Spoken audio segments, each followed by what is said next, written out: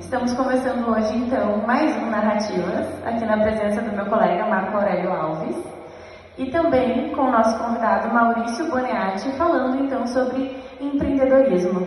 E o Narrativas, para quem não sabe, ele tem um viés social, então ele está sendo transmitido para algumas comunidades terapêuticas, não só aqui de Canela, mas também de Osório, Tramandaí, e também para São Francisco. E para alguns outros órgãos aqui de Canela, como assistência social, os CRAS, os CREAS, os abrigos, presídio, Casa-Lar. Boa noite, Marco. Boa noite. O Narrativas apresenta, além do Casa-Lar, presídio São Francisco de Paula também, e onde as pessoas, depois de assistir essa gravação que hoje está sendo feita pelo Wagner da Silva Elias, o nosso urgenciado técnico de filmagem, ele parte para o debate. As pessoas vão conversar sobre isso, sobre aquilo que elas ouviram aqui, nas atividades que elas vão desenvolver lá fora. O Narrativas é um projeto do Instituto Brasileiro da Pessoa, com a produção do Psicult e o apoio do Sicredi e do Cidica, que, através desse projeto, contribui para o desenvolvimento deste público diferenciado. Além desse público que a gente fala, temos o público aqui presente, né? Depois tem direito às suas perguntas também. E além disso, o Narrativas também é transmitido pelo YouTube, toda segunda-feira vai ao ar, e aí a gente disponibiliza o link também para quem quiser assistir, que não pode estar presente, pode acessar no YouTube. Legal. Vamos falar um pouquinho do Maurício, então. Maurício Boneatti, nascido em 18 de outubro de 1976. Maurício é daqueles que tem coragem de falar a idade, sabe? Coisa que eu já não tenho, assim, eu prefiro dizer, olha, mais velho que o Maurício. Ele nasceu na cidade de Canela, cresceu aqui, construiu sua trajetória e permanece vivendo aqui até hoje. Ele é filho do Pedro e da Terezinha Boneatti, sempre esteve profundamente conectado com a comunidade local. E o Maurício, ele é casado com a Viviane, da Rosa Boneatti, que está aqui presente hoje, que conheceu no teatro, e pai do João Pedro e da Isabela da Rosa Boneatti. A Isabela está aqui também, né? Filmando o pai.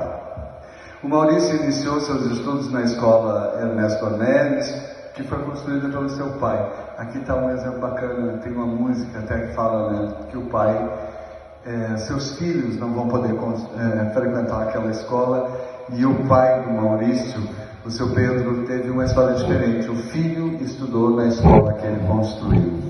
E ele permaneceu lá até a 4ª série, e depois foi para a Escola Maria Imaculada, onde ele concluiu o ensino médio na Escola Cenecista, formando-se como técnico em contabilidade.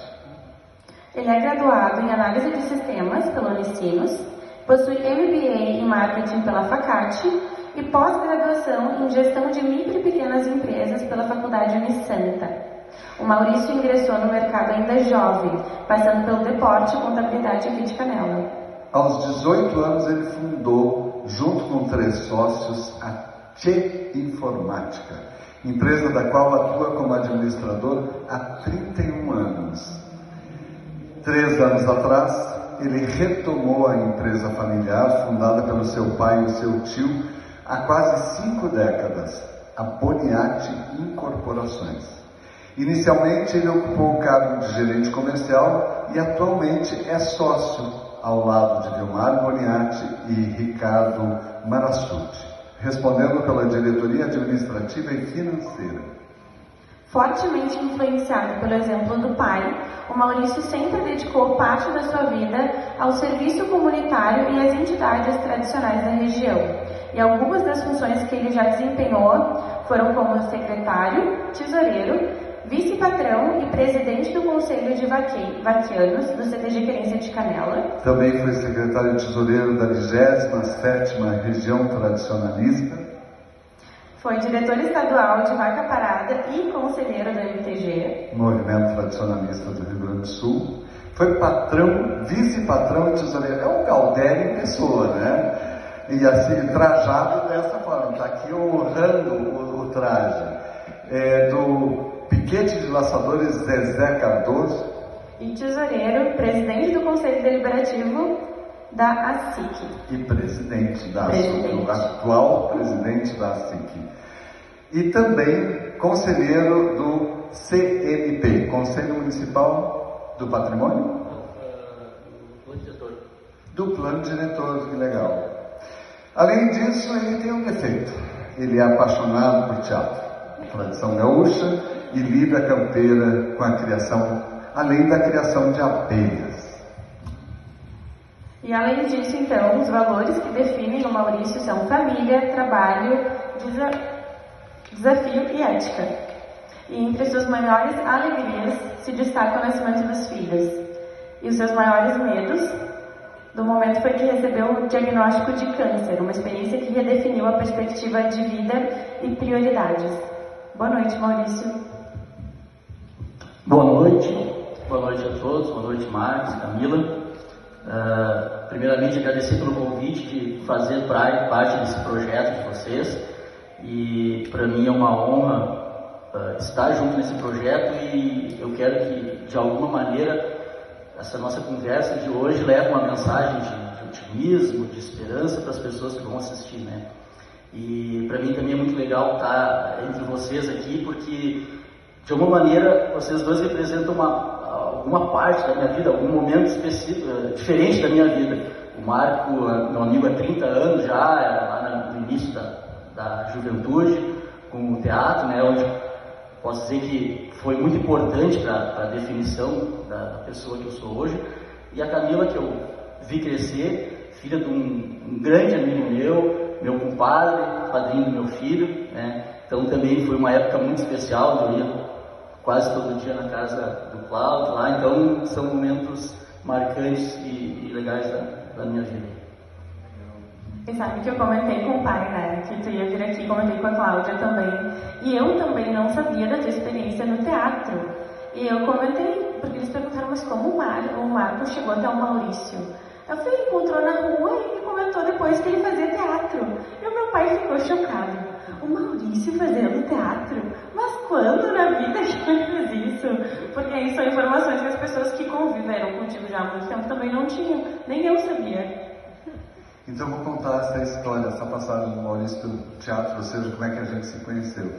A Praça de Canela tinha um canteiro muito bonito, né? Bem no centro, na lateral da praça, na frente da Casa de Pedra.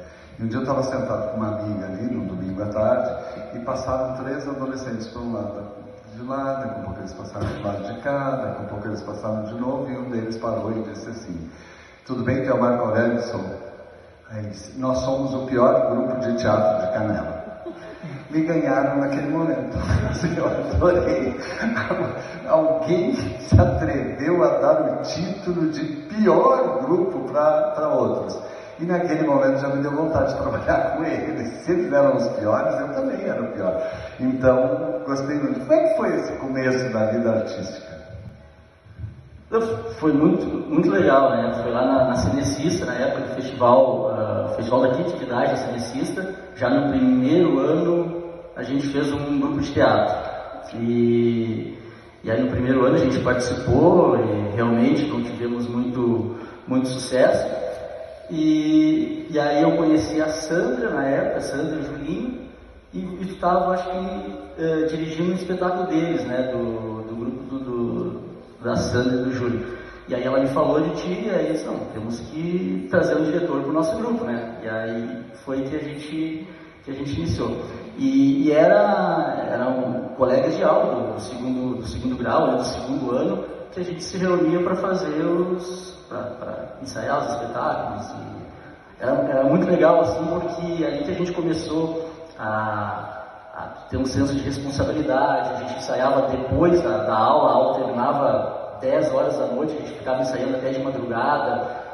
Aí depois, quando tu começou a trabalhar com a gente, eu me formei no terceiro ano e comecei a fazer faculdade, e a gente ensaiava nas sextas-feiras, após o ano chegar da faculdade ainda, né? Eles ficavam ensaiando até, ia para casa 3, 4 horas da madrugada, então foi muito legal. Então por isso que eu disse que o teatro foi um dos responsáveis pela minha formação hoje, nesse sentido, assim, de tu amadurecer ter responsabilidade, e era muito legal que o meu pai me apoiava muito, meu pai, minha mãe, nosso grupo, a gente se apresentou em vários, como eu falei outro dia aqui, a gente se apresentou em vários locais do estado, se apresentamos em Novo Hamburgo, no Teatro São Pedro, em Porto Alegre, que foi muito legal, uma experiência muito boa, em Erechim participamos de um festival também lá, Santo Antônio da Patrulha, nos apresentamos algumas vezes, e quando precisava carregar alguma coisa, carregar cenário, o meu pai ia junto, levava a gente a Novo Hamburgo, de caminhoneta, levou uma vez lá a gente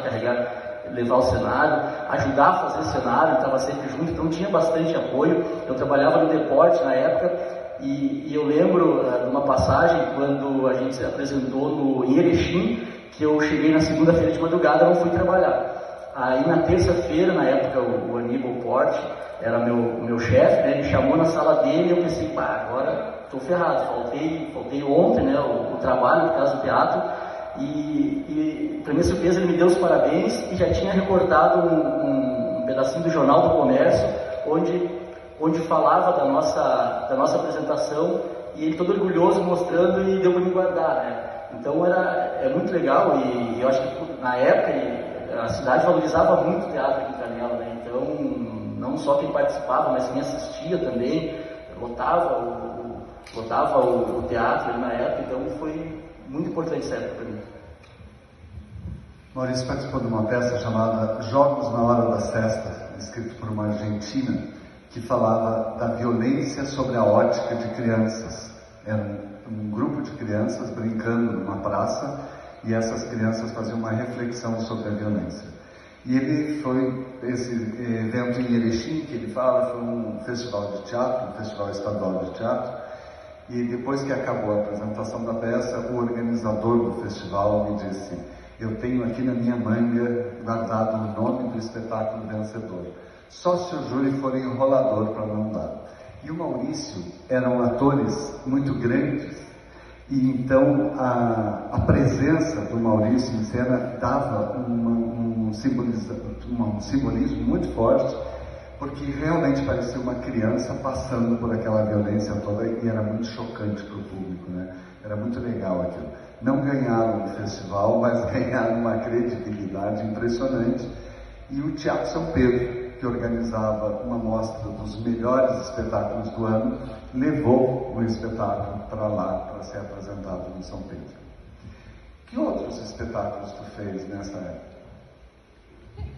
Eu fiz As Confrarias, com o grupo Caras e Bocas, fiz Açougueiro da Rua do Arvoredo.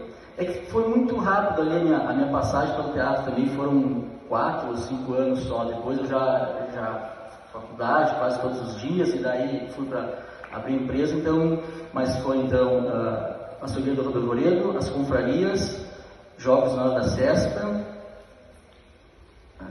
eu não me lembro mais 2 peças que eu não me recordo o nome agora, foram essas. Pode ficar com o microfone.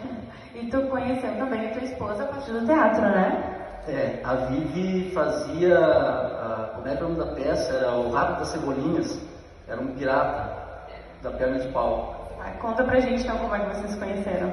Não, primeiro eu vi ela apresentando a peça de teatro, e aí depois que a gente se conheceu melhor mesmo foi na Cinecista, numa festa lá da Cinecista, que a gente se conheceu. Mas a primeira vez que eu vi foi nessa peça de teatro que ela fazia com a Lise na época, a Lise Bert, era colega dela de teatro, e lá me chamou atenção, mas depois eu fui apresentado para ela numa festa na festa da juventude, organizava lá na Cinecista, foi lá que eu conheci daí. Mas vocês não estudavam então na mesma escola? Não, a Vivi estudava na Danton e eu na Cinecista. Isso não ia ser muita coincidência, né? E vamos passar então para a parte do empreendedorismo agora, ou tem mais alguma questão em relação ao teatro? Era um pouco do tradicionalismo, assim, porque ele ia para os ensaios também de bota e bombacha. Essa era outra característica, né, que o Maurício tinha. Ele era uma coragem, assim, que pouca gente naquele momento usava, na geração dele, né, usar bota e bombacha. E o Maurício teve uma carreira muito mais longa no tradicionalismo, né? ocupando cargos. E como é que foi a tua participação em desde do CTG Querência, do Piquete de Laçadores, do MTG, na região tradicionalista? Ou seja, é muito raro que alguém nessa faixa etária tenha uma participação tão grande. Aliás, parabéns ao CTG Querência. O CTG Querência hoje recebeu do Governo do Estado do Rio Grande do Sul, ficou entre os 10 melhores projetos apresentados, entre os 780 projetos apresentados, o CTG Querência de Canela ficou um dos 10. O Marco Aurélio do CTG, não sou eu, o Marco Aurélio fez um projeto muito lindo e mereceu esse reconhecimento. Como é que foi a tua passagem pelo tradicionalismo, ou como é que ainda é? Bom, eu tenho uma característica assim que quando eu, acho que é gosto, sei lá, mas quando eu vou participar de alguma coisa assim, eu costumo entrar de cabeça no negócio, assim, né? Então, seja no teatro, seja no CTG, ou algum projeto, alguma empresa, nasci.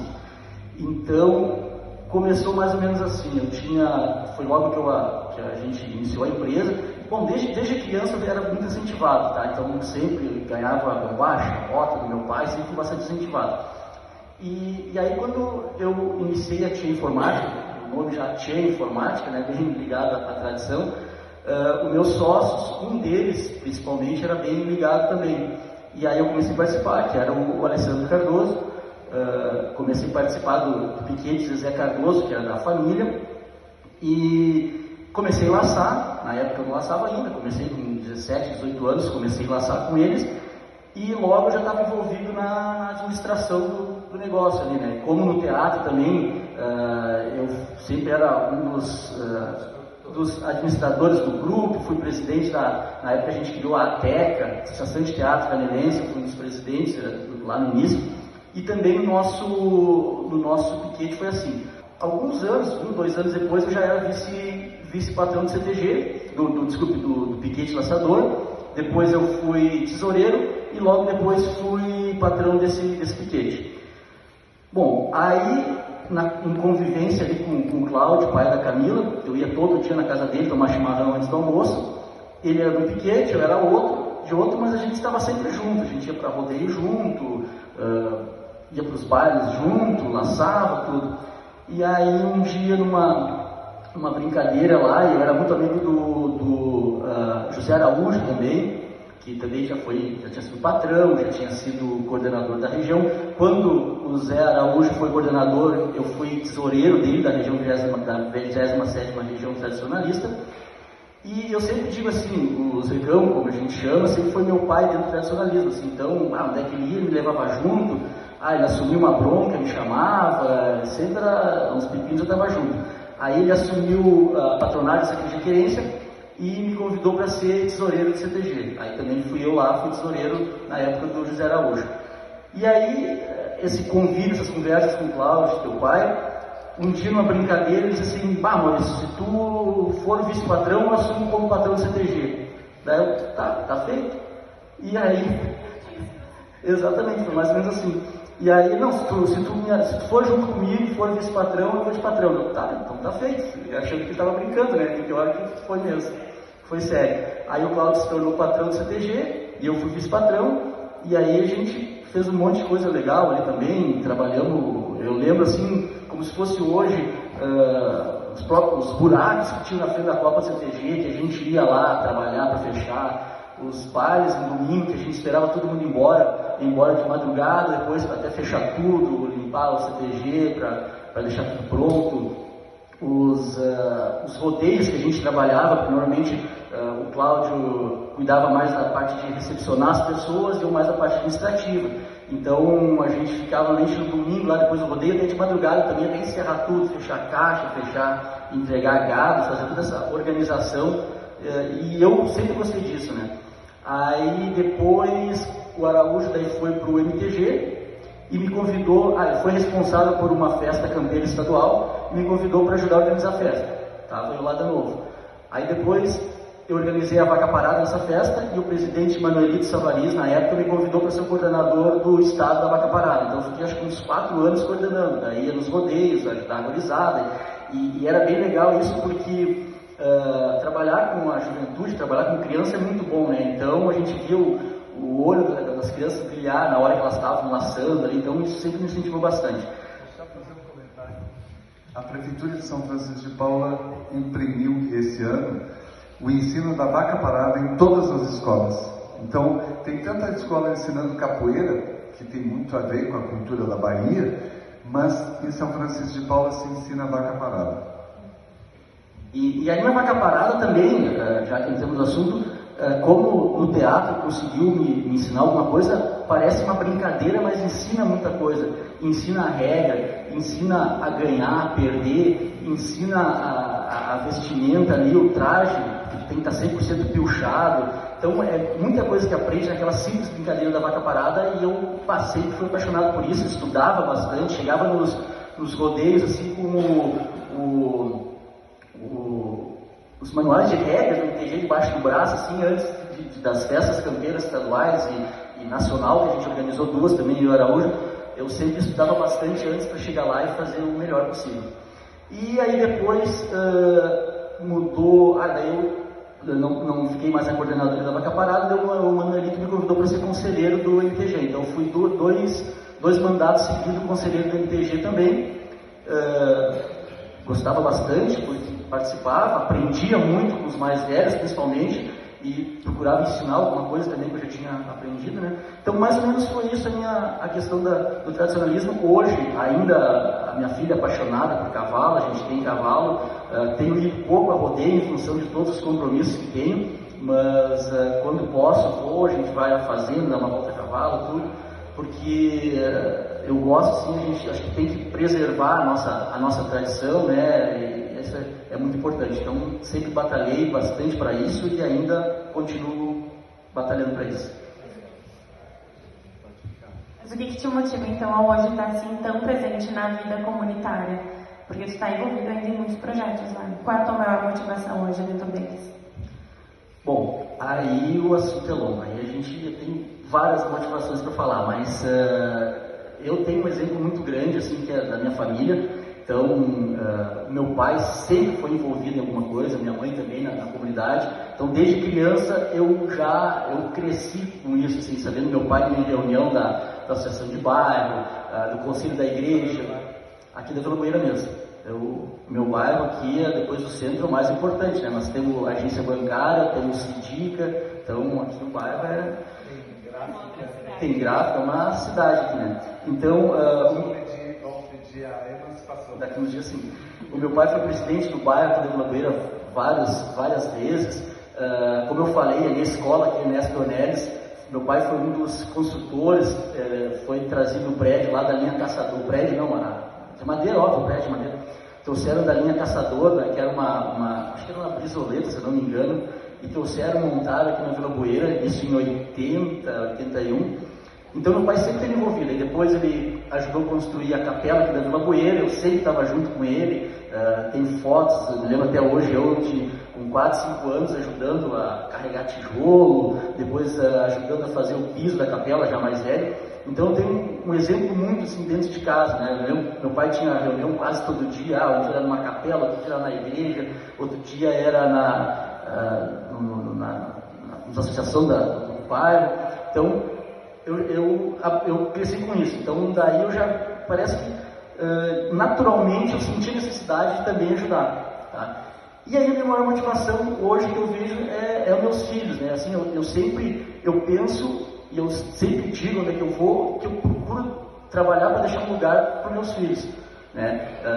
Eu sempre digo assim, a gente trabalha para os outros. Não, no fundo a gente é egoísta, e eu sou egoísta, porque eu penso em melhorar a comunidade, a sociedade, pensando em meus filhos. E, consequentemente, com isso, a gente melhora para todos. Eu acho que a gente tem que pensar assim, que daí faz bastante coisa. E uma coisa que eu gosto bastante também, assim, o meu sonho e uma motivação que eu tenho é que os meus filhos tenham orgulho de mim, como eu e minhas irmãs temos orgulho do meu pai e da minha mãe. Então, qualquer coisa que eu vou fazer, eu faço pensando nisso. Então, esse acho que é o o meu grande motivo, minha grande motivação é trabalhar para que a nossa comunidade seja um lugar melhor para todos nós vivermos. Isso eu acho que é a motivação principal. Então, para uma pessoa que tem uma atuação comunitária tão grande, eu não posso deixar de perguntar, como é que tu vê Canela hoje? Silêncio. Pois é. Se me perguntasse assim há uns 6 meses atrás, a resposta seria diferente. Mas hoje eu estou um pouco preocupado. A minha resposta também seria diferente. Eu estou um pouco preocupado no sentido do próprio canelense. As gurias veem eu falando em todas as reuniões que a gente faz da CIC, eu tenho cobrado mais incisivamente os empresários, porque parece que a estima, o nosso gostar da nossa cidade está muito baixo. As pessoas canelenses não estão mais gostando de Canela. Então essa é a minha preocupação. A gente agora vai começar um trabalho, até na última reunião da CIC, sugerido por duas pessoas da nossa diretoria.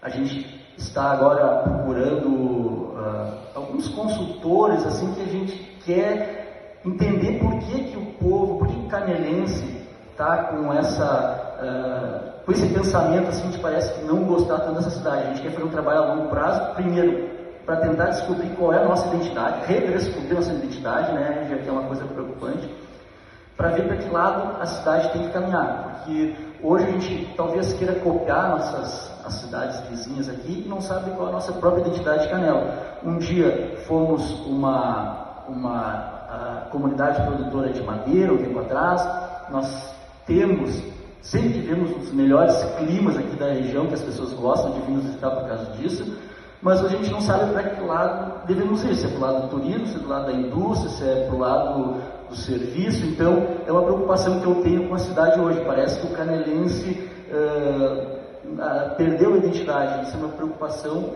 e que a gente quer fazer um trabalho agora na CIC para tentar trazer isso de volta, tá? Então o meu sentimento hoje com Canela é preocupação nesse sentido. Não quero falar aqui de governo estadual, federal, municipal, de situação econômica do país nesse momento, mas a minha preocupação maior é com o canelense, porque eu acho que a gente tem ciclos da economia, uma hora a economia está boa, outra hora a economia está ruim, a gente vai sair, não vai ficar para sempre boa e nem para sempre ruim. Isso a gente vai sair se a gente tiver vontade de lutar. E essa é a minha maior preocupação hoje, que eu vejo o povo muito acomodado. Casualmente, eu já mandei para Nova Época o artigo que eu escrevo lá para Nova Época e eu falo algo muito parecido com o que tu está dizendo. Eu estou falando de desmotivação. Desmotivado, uma comunidade desmotivada. Que desde que eu nasci, Canela está buscando saber qual é a sua identidade.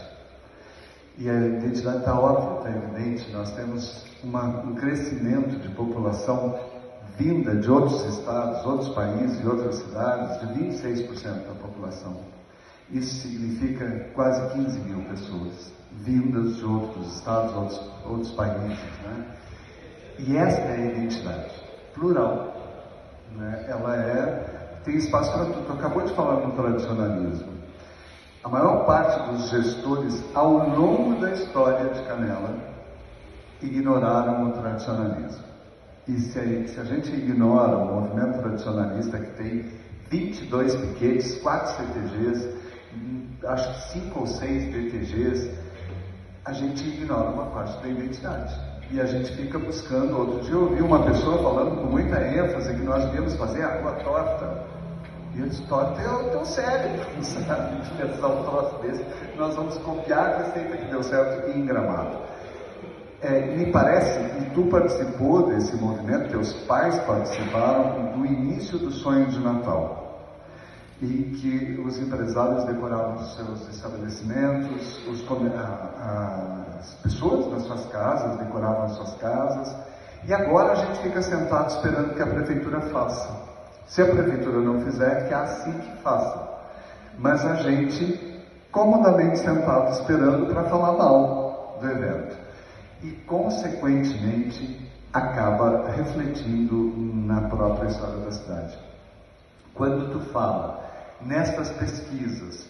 Tu está à frente de uma instituição que tem salvado pátria, na verdade. A SIC, em alguns anos, salvou, nos últimos anos do prefeito Constantino Orsolim. Se não fosse a SIC, não teria tido o sonho do Natal. Se não fosse a SIC, não teria tido decoração, não teria tido uma série de coisas, porque o governo não fez o que deveria fazer. Nesse momento, a SIC cuida de algumas áreas que me parecem fundamentais e que o SIDICA tem essa missão também, que é de formação profissional. Vocês pensam nesses 26% de novos canelenses que chegaram aqui, como inseri-los dentro da cultura local, da identidade local, como fazer com que eles se apropriem desse lugar e eles não apenas passem por esse lugar? Sim, essa é uma preocupação que a gente tem muito grande, porque eu sempre defendo, e aí em várias discussões, começou um tempo atrás, a questão que o pessoal falava que era muito caro as coisas aqui, né? Só que eu defendo que a nossa região, tanto Canela quanto Gramado, é conhecida primeiro, pela beleza que tem, pela natureza, pelo clima, tudo, mas pelo bom atendimento que a gente tem aqui, pela recepção que a gente dá para as pessoas que vêm nos visitar, pela hospitalidade. O que é hospitalidade? É o ato de bem receber, né? Então, eu acho que a nossa região é muito conhecida por isso. E aí, quando começa a vir muita gente de fora, daqui a pouco as pessoas não estão acostumadas com isso. Elas, vou lá trabalhar, mas ela não... vou fazer um extra e de repente ela não entende qual é a ideia da região aqui. Então, a preocupação que a gente tem, primeiro, a gente, a Aline, nossa responsável pela parte de qualificação lá na SIC, essa preocupação que a gente tem de sempre treinar essas pessoas, de oferecer treinamentos para essas pessoas que vêm de fora, principalmente, mas não só para os de fora, para os daqui também, né? De essa questão de bem receber, de como o modo, vamos dizer assim, o modo Canela de receber o turista, o modo Gramado, vou falar Canela e Gramado porque a gente está inserido na mesma região aqui. Então, acho que nós temos o modo região das hortênsias de bem receber, e as pessoas têm que, como tu falou, se apropriar disso e cada vez mais trabalhar em cima disso. Uma outra preocupação que a gente tem é um programa que foi desenvolvido na SIC já há um tempo atrás. Ano passado a gente fez de uma maneira um pouco diferente, esse ano vai ter de novo, que é o Conheça a Nossa Cidade. O que é? Lá no início foi a melhor maneira que eu acho que Conheça a Nossa Cidade, foi feita a primeira vez, acho que há uns 15 anos atrás, que as pessoas iam visitar os locais. Só que na época devia ter, sei lá, 4, 5 parques. Hoje a gente tem um número, uma cidade capital nacional dos parques, hoje o número é muito grande. Mas é o que a gente quer repetir, porque às vezes chega um turista e pede, onde é que é o caracol? O que tem lá? A pessoa chegou faz um mês aqui em Canela, está trabalhando num restaurante, está trabalhando num artesanato, ela nunca foi lá, ela não conhece, ela não sabe o que dizer. Então essa é a nossa maior preocupação também, a gente vai implementar logo esse programa. Ano passado, quer dizer, esse ano aconteceu, mas uma maneira mais, só que foi uma maneira mais, não fomos visitar os parques, e a nossa ideia é justamente essa. Só que aí envolve, e aí que eu digo que o empresário canelense tem que repensar um pouco o modus operandi de hoje, porque se a gente diz assim, pessoal, o funcionário de vocês vai ficar um dia visitando os parques, não tem como, porque eu tenho que fechar minha loja, porque eu não tenho quem deixar. Só que ele não pensa que ele está qualificando a mão de obra, que vai ser melhor atendido no restaurante dele, melhor atendido no artesanato dele, no comércio, né? Então é uma coisa que a gente está tentando colocar na cabeça do empresário, que a gente tem que parar, afiar o machado, ao invés de tentar cortar a árvore com um machado sem fio. Então é uma coisa que a gente vai implementar agora novamente esse ano, e se tudo der certo, a gente quer fazer dessa maneira, da pessoa ir visitar mesmo, ir lá passar um dia, almoçar lá no Garfo com Baixo, almoçar no outro restaurante, mas ela ter a experiência, porque como é que ela vai falar da experiência de ir lá no bondinho se ela nunca foi, se ela não teve essa experiência? E hoje a gente, muitos estudos já estão falando que o turismo do futuro, e logo aqui na frente, é o turismo de experiência, né? Então, e Canela tem tudo para ter o futuro de experiência. Nós temos os melhores parques, nós temos a melhor natureza, nós temos os melhores lugares, Nós temos um espaço gigante para explorar para o turismo rural, para o turismo ecológico, então, e essa experiência que a gente quer que o turista tenha na nossa cidade.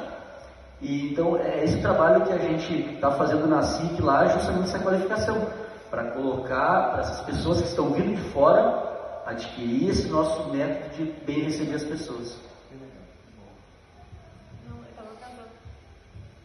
Pensando que, por coincidência, agora, essa semana, veio um pessoal de São Paulo para cá e eles foram para alguns restaurantes e foi um comentário que eles tiveram, que eles não tiveram gaúchos, de fato, atendendo a eles, que eles encontravam conterrâneos praticamente daqui mais no local do que os próprios gaúchos atendendo, que a experiência se perdia um pouco. E agora vocês trazem isso para cá. E realmente é uma queixa que a gente não percebe, né?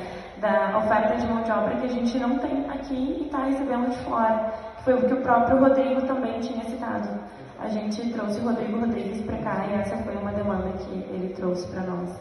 Isso que vocês vão fazer, que foi uma experiência fantástica, né? De mostrar a cidade para quem mostra a cidade. Atualmente, quem apresenta Canela não conhece Canela. Eu falo isso como referência. Eu tenho uma paciente de Gramado que mora há 3 anos e 8 meses em Gramado. E faz 8 meses, quando ela começou a fazer terapia, que ela conheceu Canela. Nós não apresentamos Canela sequer para quem mora em Gramado. E ao mesmo tempo, nós nos acomodamos em casa e nem nos nossos eventos a gente vai. Eu estou assistindo ali a montagem de um novo evento, né, que é o do Panetone, e estou louco de curioso para ir lá para ver o que vai ter, como é que vai ser, o que vai acontecer. Mas, cada vez que eu vou a um evento de São Francisco de Paula, e atualmente São Francisco de Paula tem 24 eventos produzidos pela Prefeitura de São Francisco neste ano, 24 eventos, de nível estadual, nacional, trazendo até a família do John Lennon para cá, né? Ou seja, nós parece que a gente está patinando, assim, me dá a impressão de que a gente patina um pouco. E essa é uma responsabilidade coletiva, não é da Prefeitura, não é da SIC, é de todos. Porque quando eu não vou ao evento, eu estou contribuindo para que ele não seja bem sucedido. É de todos. Então não é uma crítica a ninguém, mas quando é que a gente vai acordar? Quando é que a gente vai começar a frequentar aquilo que a nossa cidade oferece? Bom ir a São Chico, mas é bom ir aqui também. Com certeza. Não, e uma preocupação que a gente tem também, que até foi, a gente fez um estudo há uns 2 anos atrás, é um projeto que iniciou, que é o turismo positivo, que foi feito algumas pesquisas com os moradores e com quem nos visitava para saber o que eles achavam da cidade, pontos positivos, pontos negativos. E uma coisa que a gente viu nesse estudo e foi citado pelo Zé Ernesto aqui nesse palco, mesmo aqui há poucos dias atrás, que a cidade boa para o turista, ela tem que ser primeiro boa para o morador. Tá? E aí, então, dessa maneira, a pessoa que vive bem, que se sente bem na sua cidade, ela vai bem receber. Porque como é que uma pessoa vai receber bem um turista, seja no restaurante, seja no comércio, sabendo que ela deixou o filho sozinho em casa, o filho pequeno, que não tem creche, sabendo que ela, de repente, não vai ter o dinheiro para voltar para casa. Então, a preocupação primeiro que a gente tem que ter com o morador, ele tem que viver bem na cidade para bem receber o turista, né? Nós tivemos casos de pessoas que respondeu ali, pessoas trabalhadoras, que o cara trabalhava acho que 20 horas ininterruptas. O cara cheirava cocaína todo dia para poder trabalhar. Esse é um caso aqui em Canela. E fora outros casos, assim, bem preocupantes. Falando na cocaína, em Gramado tem uma comunidade terapêutica para dependentes químicos. 78% dos pacientes que se tratam lá moram em Canela. E usuários de cocaína, usuários de álcool. E isso é muito grave. Isso é muito grave. O Jean Spau outro dia me disse: nós não temos mais recurso para tratamento para os dependentes, porque já foi gasto no primeiro trimestre do ano. Então imaginemos que esse nível de esgotamento emocional que as pessoas têm e que leva ao consumo e leva à drogadição, nós precisamos tratar, mas para a gente tratar, nós precisamos ter locais especializados, profissionais adequados, e essas pessoas precisam de atenção antes de começar a usar. Ela é muito barato a gente trabalhar prevenção e promoção da saúde, e é muito caro a gente tratar de dependência química. E já pensando como empresário mesmo, o prejuízo que isso traz para a empresa. Daqui a pouco tu treina um funcionário, daqui a pouco ele está doente em casa, não vem mais. Nós temos também agora, para esse ano, alguns treinamentos, algumas capacitações para saúde mental, para tratamento de saúde mental, que é um assunto que está sendo bem comentado agora. O Sebrae, que é um grande parceiro nosso, tem alguns treinamentos que vai trazer esse ano na SIC. Mas o grande desafio que eu vejo na SIC hoje é justamente mudar a mentalidade do empresário, mostrar para ele que não é despesa, que é investimento. Tanto vários assuntos, tanto a qualificação, tanto a decoração da sua fachada, a decoração do pinheiro, a participação na comunidade. Então esse acho que é o nosso maior desafio, convencer o empresário de que o que ele está fazendo para a cidade, ele não está jogando dinheiro fora, isso vai retornar em forma de mais vendas, em forma de maior movimento no seu comércio. Então essa é a nossa maior desafio hoje que a gente tem dentro da SIC. É que tu percebe essa necessidade também, porque tu está buscando uma melhora, né? Tu está vendo que é necessário, e é difícil para muitos empresários terem a visão que tu tem, e tu tem porque tu está dentro disso e tu está buscando a melhoria. E agora eu também te pergunto, tu teve toda essa experiência, né, em várias entidades aqui, e como é hoje a tua percepção em relação ao cuidar de pessoas e a liderar pessoas? Bom, eu também desde criança, assim, desde pequeno, nas primeiras séries, depois do marista, depois do segundo grau, alguma coisa me levava assim, sempre era ou líder de classe, ou presidente do grêmio estudantil, alguma coisa eu sempre queria, não era assim, ter poder, ser melhor que outro, não. Eu sempre gostava de organizar as coisas, sempre conseguia de alguma maneira ou outra que as pessoas me seguissem. Então, isso eu acho que é ser líder. Então, sempre tive um pouquinho de liderança aí. Mas quando o meu estilo de liderança, que eu falo hoje também, de tratar as pessoas, de liderar um grupo, eu gosto de dizer que eu sempre procuro sentar na mesa, sempre procuro estar com pessoas melhores que eu. É um estilo de liderança que eu tenho. Então, assim, num grupo, na SIC, eu sei que eu não sei tudo. Então, nesse grupo, eu gosto de chamar pessoas para o meu lado que sabem mais que eu em determinado assunto.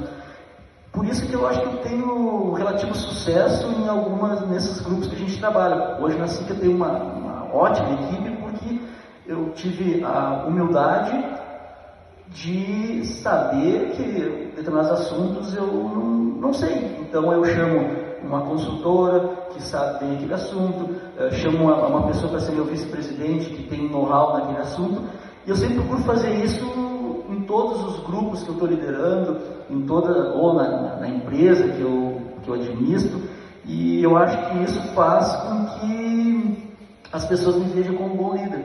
Eu não quero de maneira alguma, nos grupos que eu estou, mostrar que eu sou o líder, eu sou o melhor, não. Bem pelo contrário, eu sempre digo que eu quero sentar na mesa com pessoas que sabem mais que eu. Aí o trabalho rola, daí a coisa funciona. Esse é o estilo de liderança que eu procuro exercer. Sobre cuidar das pessoas, aquilo que eu falei antes, para nossa cidade andar, para nossa comunidade evoluir, eu acho que a gente tem que ter um olhar para as pessoas, tem que cuidar da pessoa para ela se sentir valorizada, para ela se sentir tratada com carinho, sei lá, para se sentir valorizada, para ela executar a tarefa dela, executar o trabalho da melhor maneira possível. Eu acho que a pessoa, quando ela se sente valorizada, se sente pertencendo à comunidade, pertencendo a algum trabalho, Sempre quando eu vou fazer uma tarefa, eu gosto de convidar o maior número de pessoas possível, porque a pessoa se sente, quando ela se sente pertencente àquela tarefa ali, ela vai valorizar mais. Mesma coisa no trabalho. A gente tem lá nas obras, tem pedreiro, tem servente, tem várias funções, mas eu simplesmente não digo assim, ó, vai lá e faz isso. Eu chego e pergunto o que tu acha de fazer isso, porque ela vai se sentir parte daquela decisão e com certeza ela vai executar da melhor maneira a tarefa dela, né? E é isso, a gente sempre tem que procurar tratar a pessoa, cuidar da pessoa da melhor maneira, seja na saúde mental, seja simplesmente fazendo um plano de saúde dentária, uma coisa simples, mas para a pessoa ela valoriza muito, ela vai se sentir muito mais valorizada e o retorno financeiro, que é o que o investidor quer, falando em empresa, vai ser muito, muito maior. Então, para mim, assim, está bem relacionado a isso, é cuidar bem da pessoa, valorizar a pessoa, que ela vai fazer o seu trabalho com muito mais amor, com muito mais presteza. Uma pergunta agora fugindo do Canela e indo para o Brasil. Nós estamos em vias de ter uma reforma tributária e outro dia o Renato Brooks falou aqui com muita propriedade sobre a reforma tributária.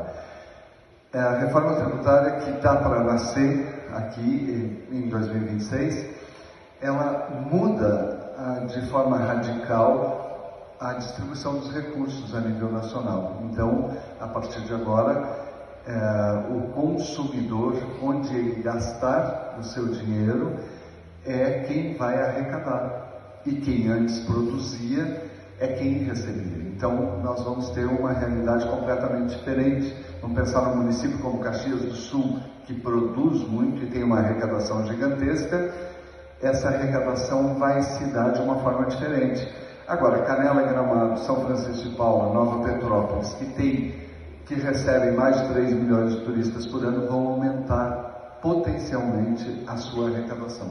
O turismo vai ser um dos modelos de arrecadação. Ouvindo um técnico da área essa semana, ele dizia que se ele fosse de qualquer município, a primeira coisa que ele faria é o que Gramado está fazendo. Levaria o Roberto Carlos para fazer um show e levar as pessoas a consumirem nesse local. Trazer pessoas para consumir.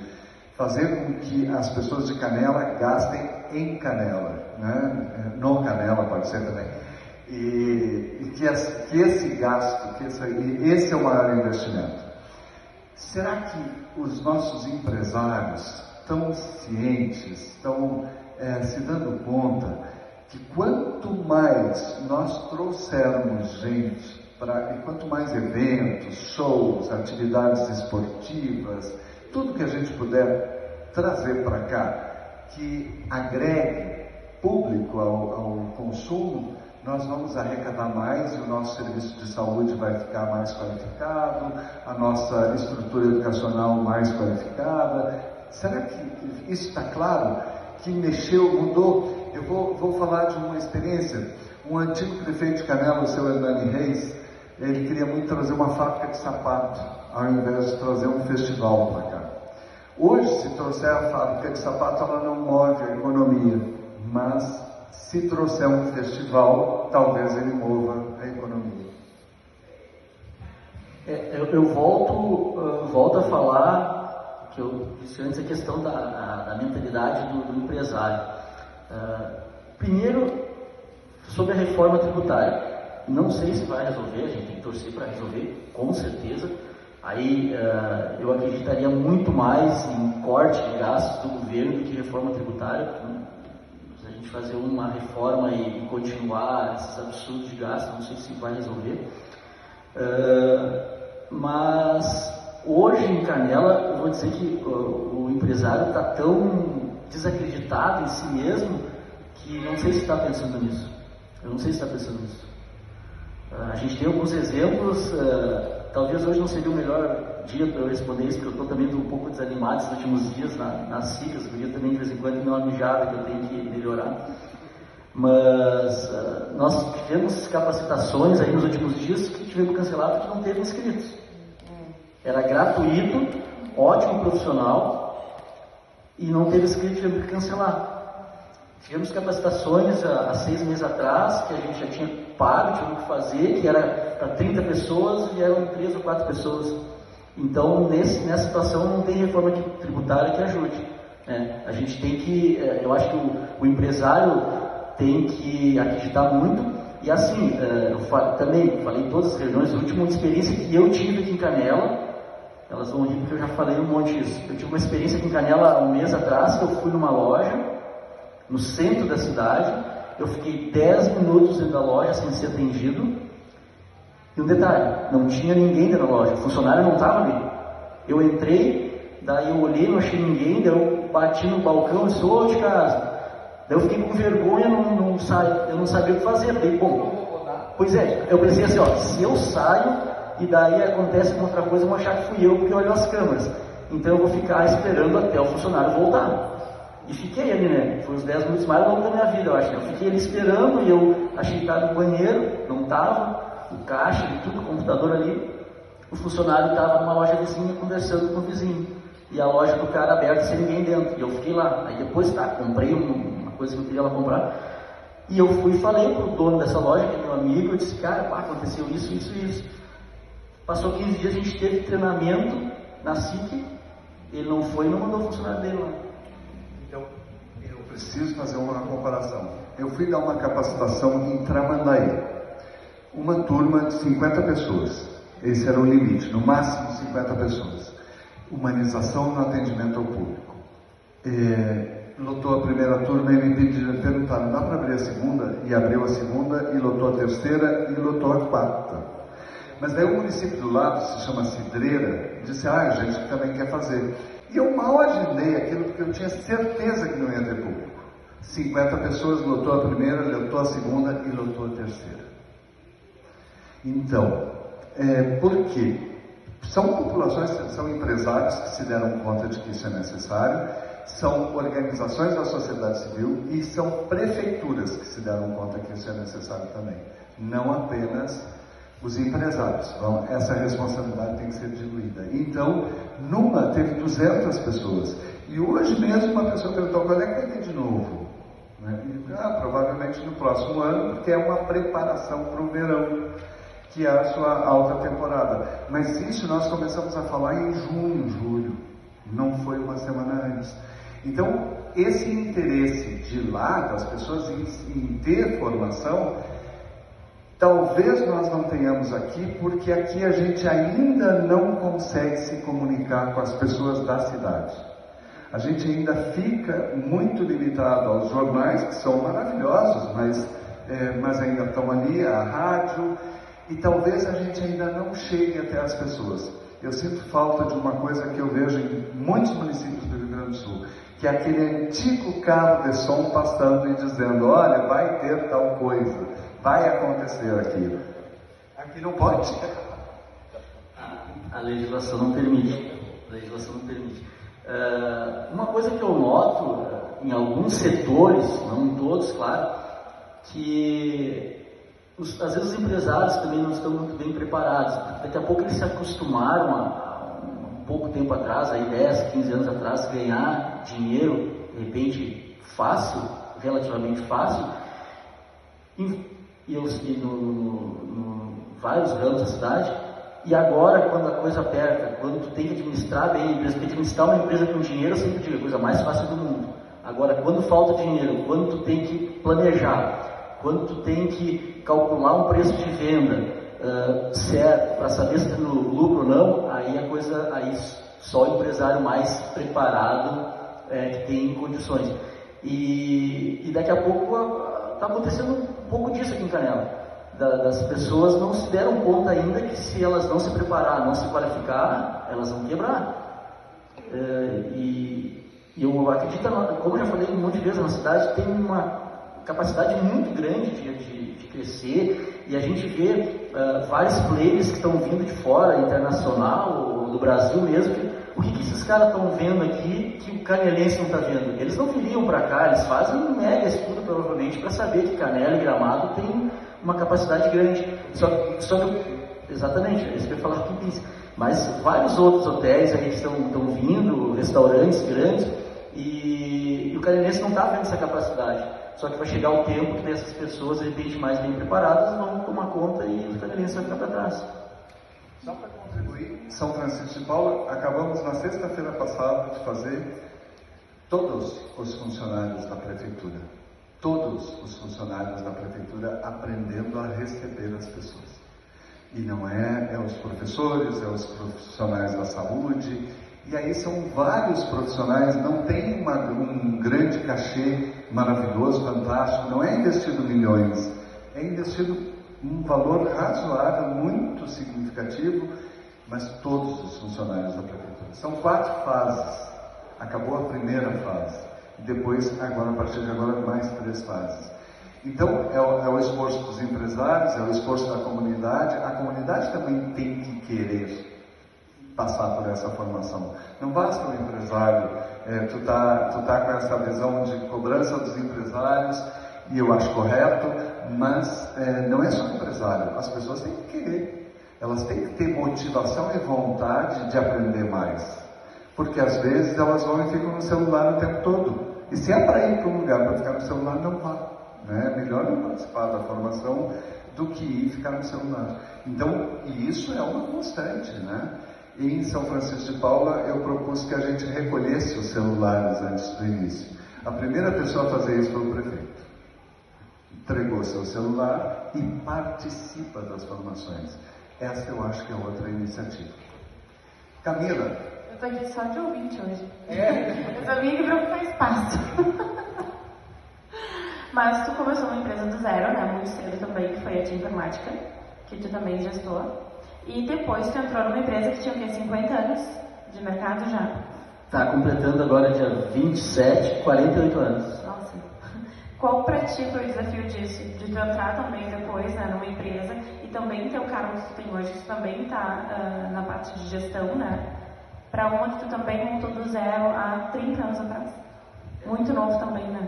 30 anos. Na verdade, a Tia Informática, quando eu comecei na Tia, ela tinha alguns meses já. Mas era outra época, assim, né? Mais novo, coisa, e aí é tudo diferente, a gente é meio louco, assim, exatamente.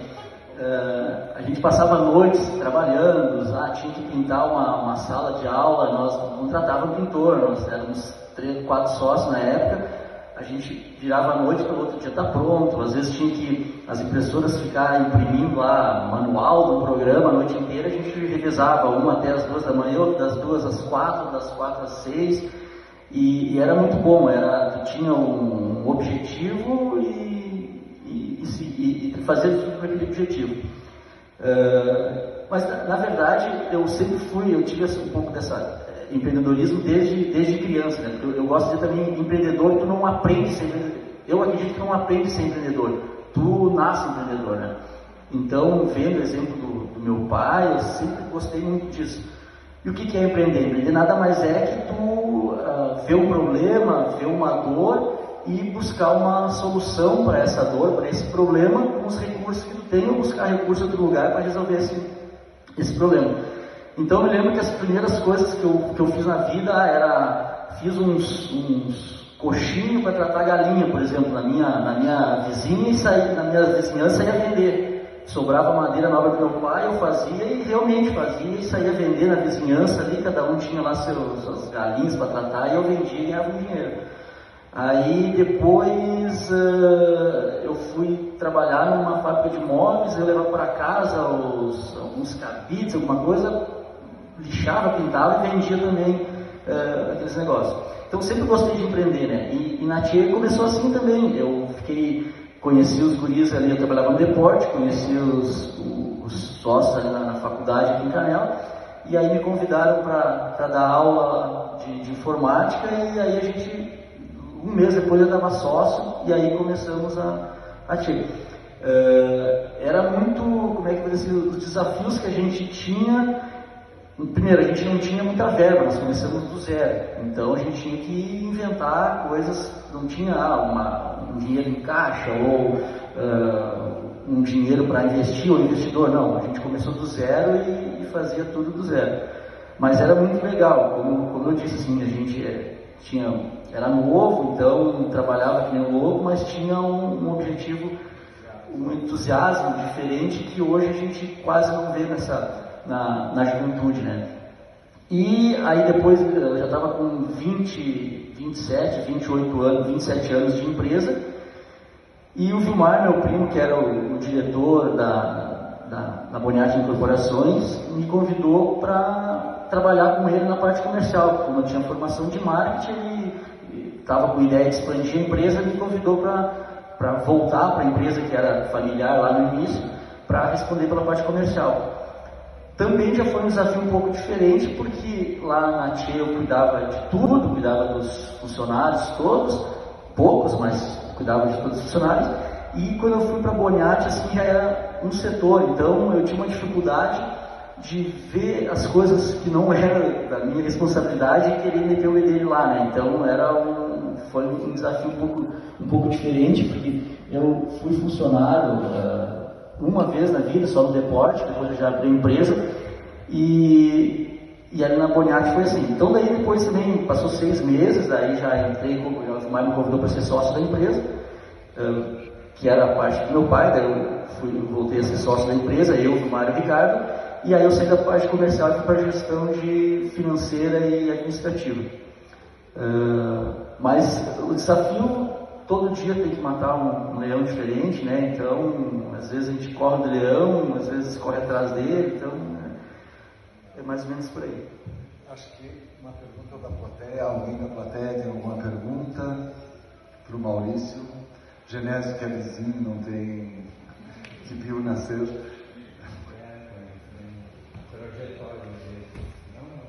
Não precisa do microfone. Alguém.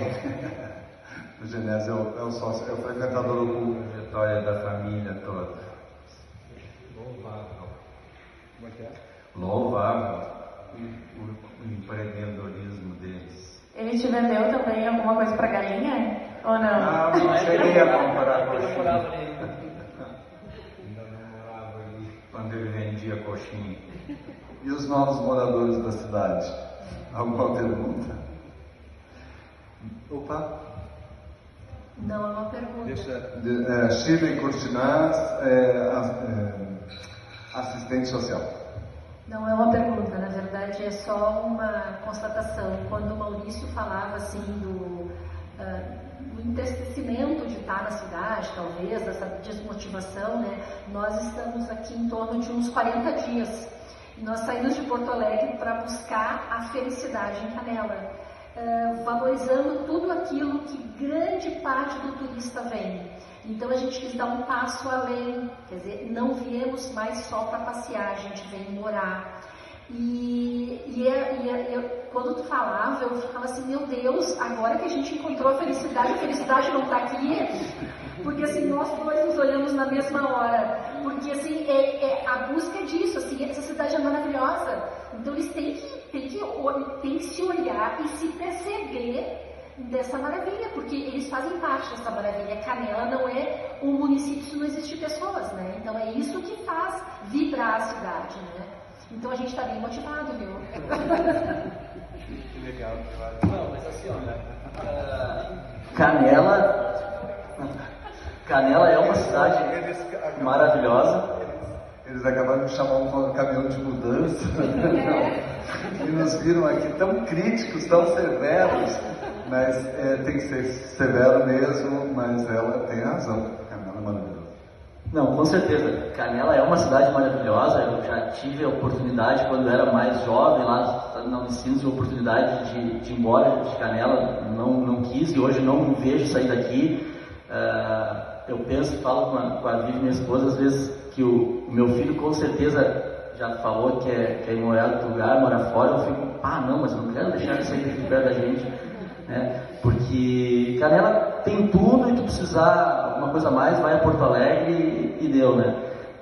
Mas o que eu falo dos empresários é que eu sempre vejo que a gente pode melhorar em alguma coisa. Eu sempre vejo que a gente tem que crescer. E é isso que eu tento cobrar dos empresários. A gente cobra demais, de repente, mas é nesse sentido. Que o potencial que a Canela tem e a gente não está explorando no bom sentido, né? Essa é a ideia. Eu vejo um potencial tanto para turismo quanto para a indústria limpa, a parte de serviço. A gente tem um potencial muito grande de terras, de natureza, clima, tudo, e não está explorando isso. Então é nesse sentido que eu gosto de cobrar os empresários. Mas vou dizer que Canela, o mundo na verdade é uma porção de terra ao redor de Canela, né? Canela é o melhor lugar do mundo, com certeza. Gente, A gente também acha. Quem sabe está aqui um futuro prefeito. Né? Quem sabe a gente está diante de um futuro prefeito. Olha ali, tem vários nãos da plateia, né? Vários nãos vindos da plateia. As pessoas que pensam têm que ocupar os cargos públicos, porque nós precisamos das pessoas que pensam, das pessoas que têm vontade de fazer, que têm inquietação. É uma provocação, mas que bom que tem. E aí, Camila, semana que vem? Vamos chamar o Wagner para apresentar quem vai vir semana que Quem vem. vem aqui? Vem, Wagner. Para nos dizer quem virá semana que vem. Vem para cá. Olha lá para a câmera. Eu tenho o prazer de chamar a minha mãe para apresentar semana que vem e contar um pouquinho da história da vida dela. A mãe do Wagner é a Daiane Tomás da Silva, que vai falar sobre a vida, sobre outra perspectiva depois de perder a visão.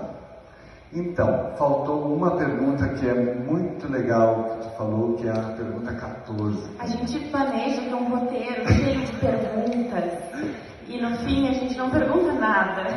Mas Nunca saiu o hoje, na roteiro. verdade, o Marco não deixou de perguntar, né? Viu só, o Wagner. Hoje eu não Wagner precisava se ter criou. vindo. Eu devia ter seguido o Thiago e ficado em Porto Alegre. O Wagner se criou, já tá, sabe? Tá ocupando o lugar do Thiago. Tu viu?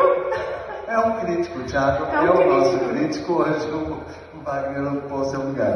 A pergunta 14, tu mencionou aqui pra gente, né, o momento de medo que foi quando recebeu o diagnóstico de câncer. E a gente quer saber um pouquinho como é que foi essa experiência e como mudou a maneira que tu enxerga a vida e a tua relação com o tempo. Bueno, foi um susto na época, foi em final de 2017, início para 2018, e foi uma coisa assim, bem estranha. No início de 2018, que eu recebi a notícia, dia 6 de fevereiro, eu fiz uma cirurgia daí, dia 6 de fevereiro. Mas naquela semana que eu recebi a notícia que eu estava com essa doença, eu liguei para a Vivi, que estava na praia. A primeira coisa eu liguei para ela e depois eu reuni minhas irmãs e falei para elas. Eu falei para meu pai e para minha mãe. Só que todo mundo, meu primo, Vilmar principalmente, me dizia: pá, cara, como é que tá se sentindo? Se fosse eu, não sei o que, já batendo com a cabeça na parede.